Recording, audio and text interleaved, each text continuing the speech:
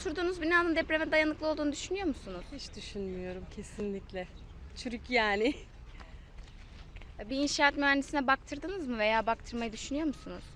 Baktırdığımız zaman sağlam ama yani görünürde sağlam ama gerçekte değil bence. Güvenmiyorsunuz yani. Güvenmiyoruz. Yani hiçbir şekilde güven yok. Sizce ne yapılabilir bu durumu çözmek için? Vallahi çok çok iyi denetlenmesi gerekir. Yani belediyenin kesinlikle izin vermemesi gerekir ama belediyelerde hani bu bir tek Alanya için de değil. Atıyorum Mersin için de değil, her taraf için yani çok çok böyle hani dikkatli bir şekilde denetilmesi gerek bizzat. Müteahhitlerin başında durması gerek.